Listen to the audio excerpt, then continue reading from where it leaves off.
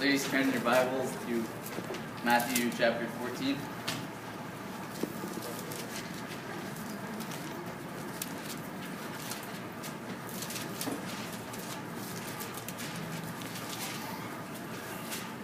I'll begin reading in verse 22. And straightway Jesus constrained his disciples to go into a ship, and to go before him unto the other side, while he sent the multitudes away. And when he had sent the multitudes away, he went up into a mountain apart to pray. And when the evening was come, he was there alone. But the ship was now in the midst of the sea, tossed with the waves, for the wind was contrary.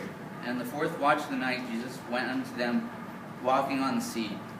And when the disciples saw him walking on the sea, they were troubled, saying, It is a spirit. And they cried for fear. But straightway Jesus spake unto them, saying, Be of good cheer, it is I, be not afraid. And Peter answered him and said, Lord, if it be thou, bid me come unto thee. And he said, Come. And when Peter was come out of the ship, he walked on the water to go to Jesus. But when he saw the wind boisterous, he was afraid. Beginning to sink, he cried, saying, Lord, save me. And immediately the Lord stretched forth his hand and caught him and said, O thou of little faith, wherefore didst thou doubt? Let's pray. Heavenly Father, Lord, I thank you for this day. I pray, Lord, that the words that I say would be a blessing to your people. In Jesus' name I pray. Amen. Well, tonight I'm going to be speaking on faith. There's three categories of faith I see in this passage. First of all, there's the people who are in the boat.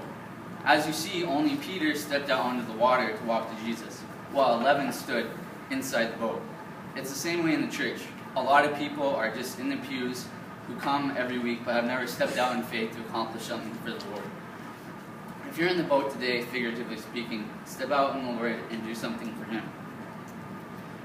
So, like the children of Israel, who were going to go into the promised land, but because of 10 spies' lack of faith, they did not go and conquer it. Even so today, many of us are not stepping out of faith because of a lack of someone else's faith. The second category of faith are those who are under the water. In verse 30 we see, But when he saw the wind boisterous, he was afraid, and beginning to sink, he cried, saying, Lord, save me.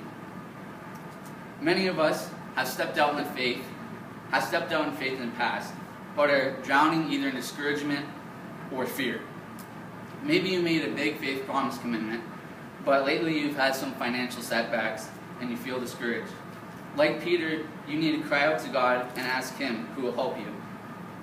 I surrendered by faith to be a missionary to North Korea, but when I began researching it, I found out it was virtually impossible at this moment in time.